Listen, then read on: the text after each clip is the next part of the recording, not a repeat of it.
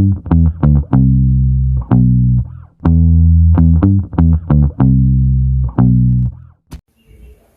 nervio facial. El nervio facial es un nervio mixto, el cual está formado por medio de dos raíces, una raíz motora y una raíz sensitiva. La raíz motora está constituida por el nervio facial propiamente dicho, el mismo que va a comprender también a las fibras del sistema vegetativo, las cuales van a ayudar a controlar lo que es la secreción lagrimal.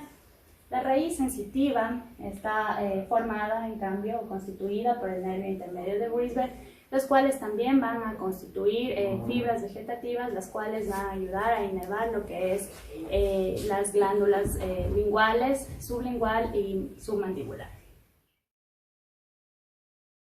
La raíz motora. Esta raíz nace del núcleo del nervio facial y este se encuentra ubicado a nivel de la sustancia gris de la formación reticular de la protuberancia, donde va a tener parte de su trayecto, el cual para poder salir del sistema nervioso central va a salir por la parte lateral del surco bulbopontino. Aquí vamos a encontrar lo que es la raíz motora, la raíz sensitiva y el octavo par craneal o el nervio vestíbulo coclear. Las fibras vegetativas van a nacer de dos núcleos que se van a encontrar posterior a lo que son los núcleos del nervio facial, y estos van a tomar el nombre de núcleos parasimpáticos del nervio facial. La raíz sensitiva, esta va a tener lugar en la parte interna de la porción petrosa del hueso temporal por medio del ganglio geniculado, el cual se encuentra a la altura de su primer codo intrapetroso. Las prolongaciones celulífugas que nacen de las células del ganglio geniculado van a estar constituidas por las fibras sensitivas del nervio intermedio. Estas fibras van a penetrar en el sistema nervioso central por medio del surco bulbopontino. Estas fibras van a terminar en la parte superior del núcleo del tracto solitario. Como se puede observar aquí en esta imagen, tenemos aquí el ganglio geniculado. Las fibras salen para penetrar por el surco bulbopontino, siguen su trayecto hasta terminar en la parte superior del núcleo del tracto solitario. El trayecto del nervio facial va a tener su origen desde el surco bulbopontino, desde el cual van a emerger las dos raíces y se van a dirigir lateral, anterior y superiormente hasta ingresar al conducto auditivo interno. Este conducto auditivo interno va a estar dividido por medio de dos tabiques, un tabique vertical o barra de Bill y un tabique horizontal o cresta falciforme.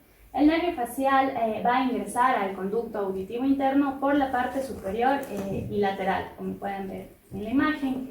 Al momento de que el nervio facial ingresa al conducto auditivo interno, este va a tomar el nombre de conducto facial y va a estar recorrido por toda su extensión por medio de estas dos raíces. Este nervio facial se va a dividir en tres porciones o segmentos.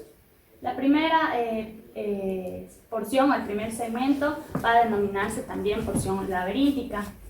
El segundo segmento o porción timpánica y el tercer segmento o porción mastoide.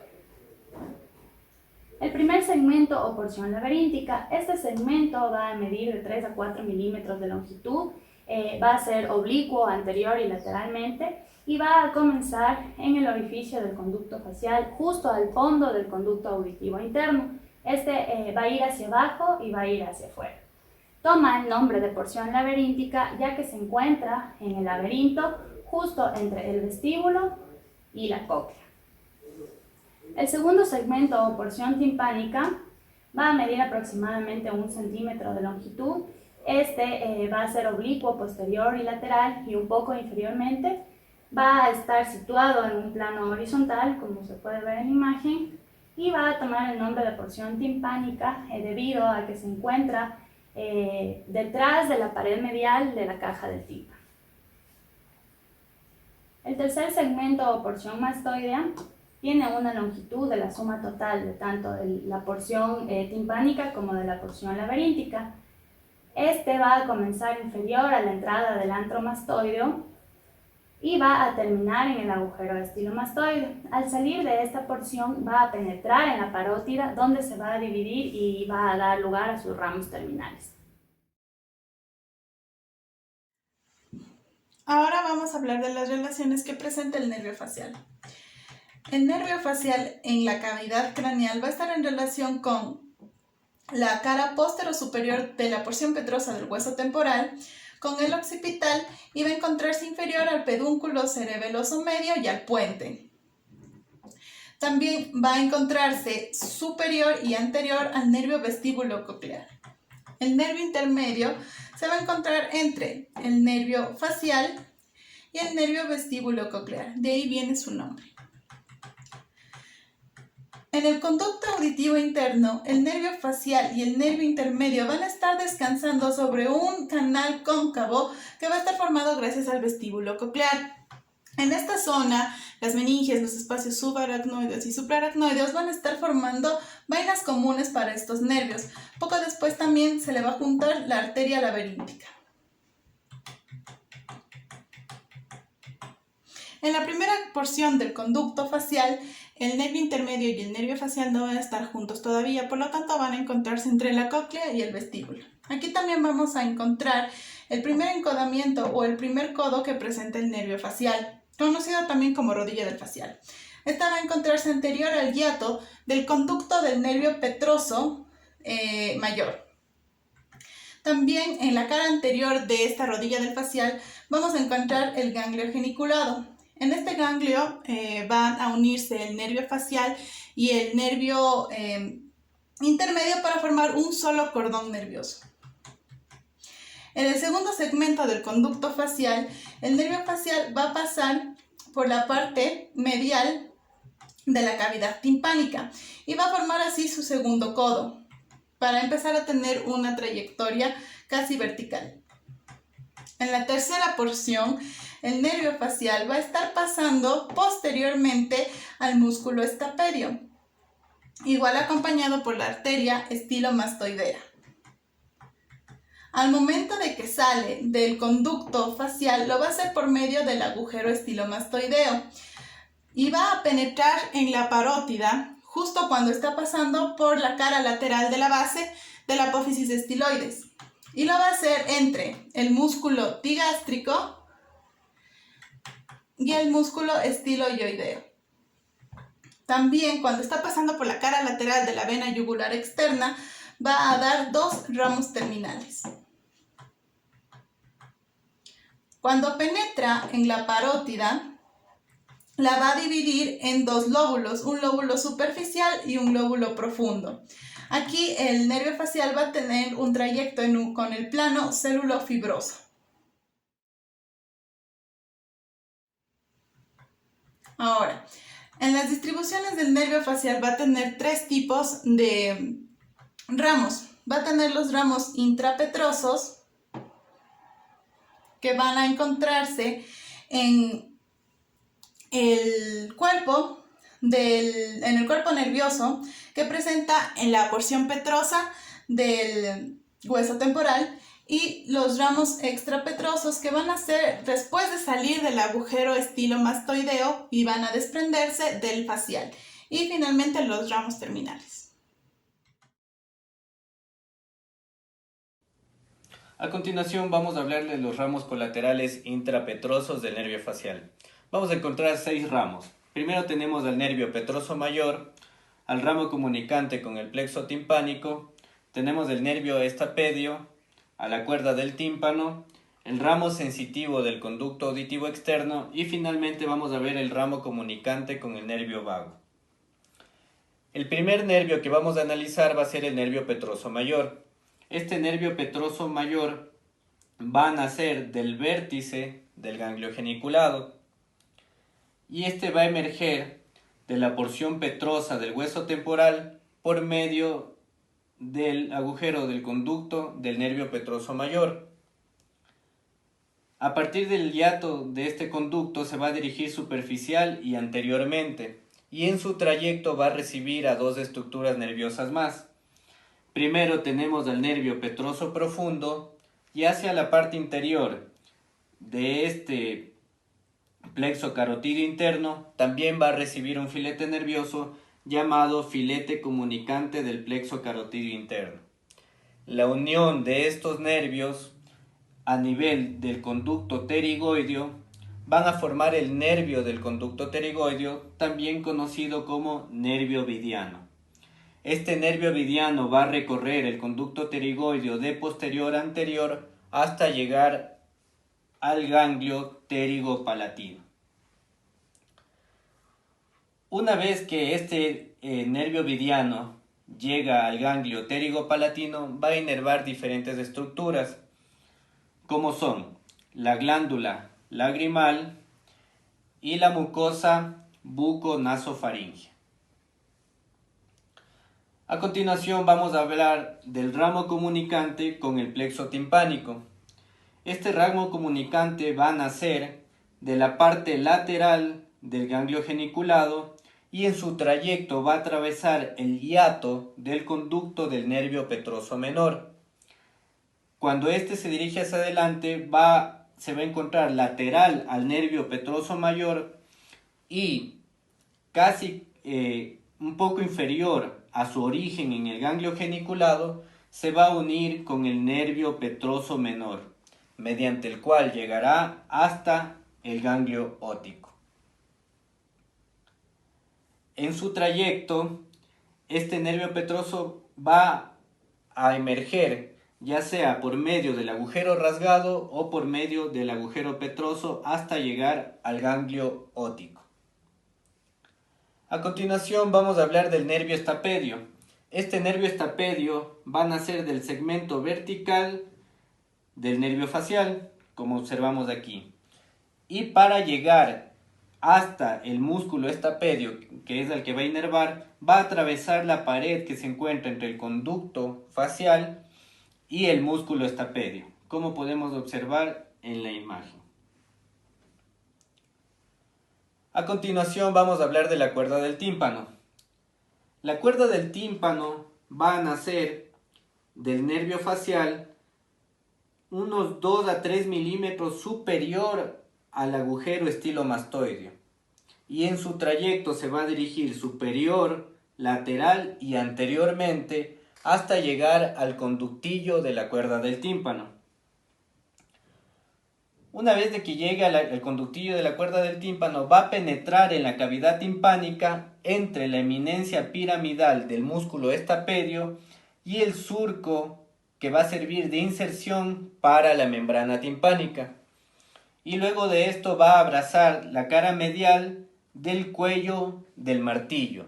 Llegará hasta el conductillo de la cuerda del tímpano y va a emerger de la cavidad timpánica.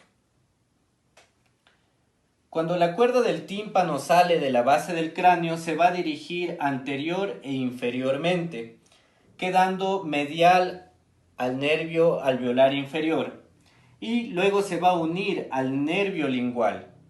Y es mediante este nervio lingual que las fibras de la cuerda del tímpano van a llegar hasta el ganglio submandibular y al ganglio sublingual. Y a partir de estos ganglios van a salir fibras que van a terminar en la glándula sublingual y en la glándula submandibular. Ahora tenemos el ramo sensitivo del conducto auditivo externo. Este ramo va a nacer ya sea justo sobre el agujero estilomastoideo o bien un poco inferior al mismo y va a abrazar el borde anterior de la apófisis mastoides. Penetrará por la pared posterior del conducto auditivo externo al cual va a inervar y sus fibras llegarán hasta una porción de la membrana timpánica. En esta otra imagen podemos observar el punto de nacimiento de este origen, cómo penetra en el conducto auditivo externo al cual inerva y finalmente cuando llega a una porción de la membrana timpánica. Finalmente, tenemos al ramo comunicante con el nervio vago. Este ramo comunicante con el nervio vago va a pasar por el conductillo óseo intrapetroso y va a llegar desde el nervio facial y va a ascender hasta el ganglio superior del nervio vago. como podemos ver representado en la imagen. Y en esta imagen podemos ver que cuando este ramo se une con el ramo auditivo, va a ascender, penetra en el canal óseo y va también a formar la rama auricular del nervio vago.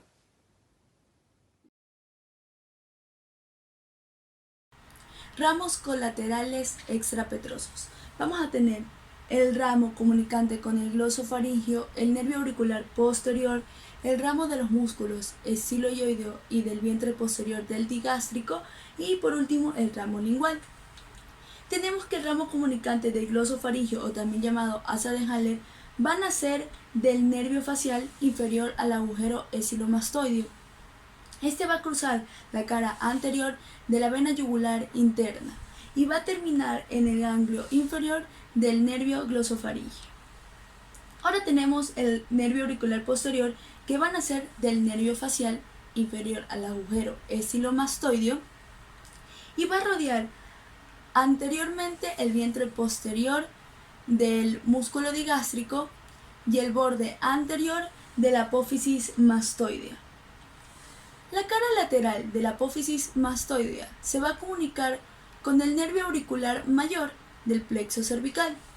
Está creando un ramo ascendente para el músculo auricular posterior y el músculo auricular anterior. Vamos a tener un ramo horizontal que va a ser para el vientre occipital del músculo occipitofrontal. Ahora tenemos los ramos de los músculos estiloioideo y del vientre posterior del digástrico. Este van a ser del nervio facial y un poco inferior al precedente. Este va a estar dividida normalmente por un tronco común y tenemos que el ramo del músculo digástrico se va a comunicar con el nervio glosofaringio, es decir que este puede sustituir al ramo comunicante del glosofaringio. Ahora tenemos los ramos linguales, que este es un poco raro de observar, pero van a ser del nervio facial inferior al agujero estilomastoideo y va a tener un trayecto de anterior a inferior del músculo estilogloso. Y este se va a comunicar con el nervio glosofaringio, es decir, que este puede sustituir el ramo del músculo digástrico con el nervio glosofaringio o el asa de Haller. Ramos terminales. El nervio facial se va a dividir en la cara lateral de la vena yugular externa en dos ramos terminales, uno temporofacial y otro cérvico-facial.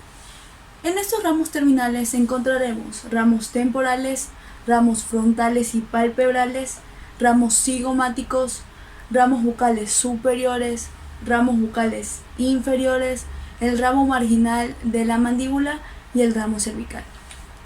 Vamos a hablar de los ramos temporales y frontales.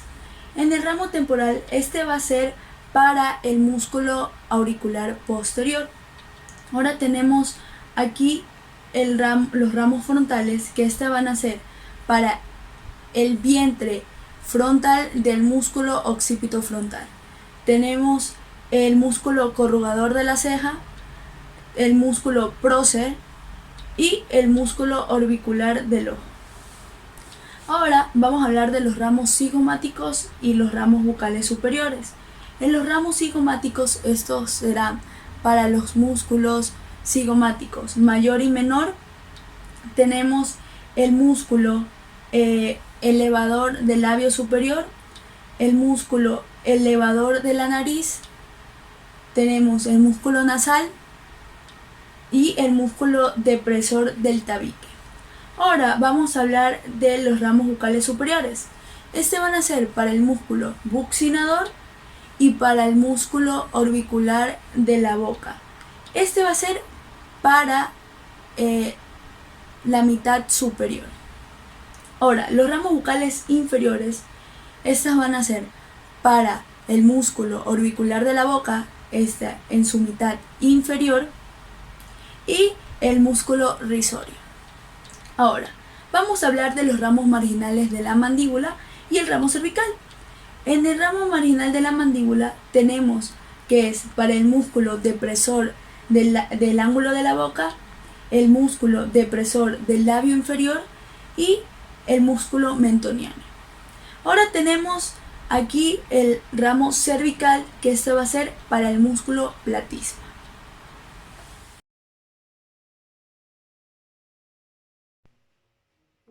Después de haber estudiado la anatomía del nervio facial, vamos a proceder a evaluar la función motora y sensitiva de este nervio. Para evaluar la función motora, vamos a observar si es que el paciente presenta alguna desviación en la comisura labial. Si es que existe alguna anormalidad, se va a mirar de esta forma. Después vamos a observar si es que existe la presencia de saliva a los lados de la boca, al momento en el que el paciente hable. Bien. Vamos a pedir al paciente que arrugue la frente, que frunce el ceño, que arrugue la nariz, que sonría y que muestre los dientes. Esto nos va a servir para evaluar si es que hay simetría entre la comisura labial y los surcos. Bien. También vamos a pedir al paciente que proyecte sus labios hacia adelante y que llene de aire sus mejillas. Con la ayuda de los dedos vamos a ejercer una pequeña presión en las mejillas y vamos a observar si es que existe salida de aire por los lados de la boca. Ya.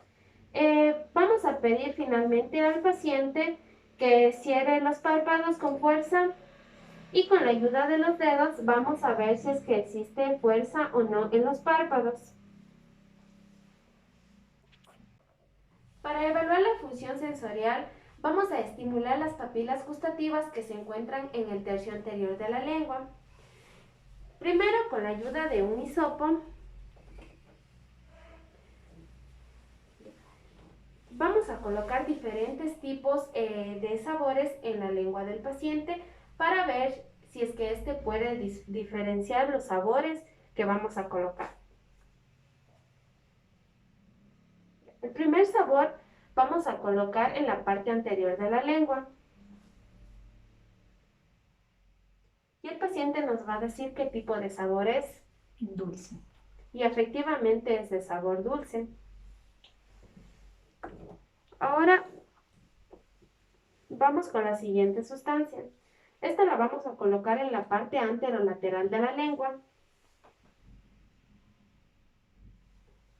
Y el paciente nos va a decir qué tipo de sabor es. Salado. Efectivamente es de sabor salado. Vamos con la siguiente sustancia. Esta sustancia la vamos a colocar en la parte posterolateral de la lengua. Y el paciente nos va a decir qué tipo de sabor es. Agrio. Efectivamente es de sabor agrio. Y finalmente con la última sustancia que le vamos a colocar en la parte posterior de la lengua. ¿Qué sabor es? Amargo. Efectivamente es de sabor amargo.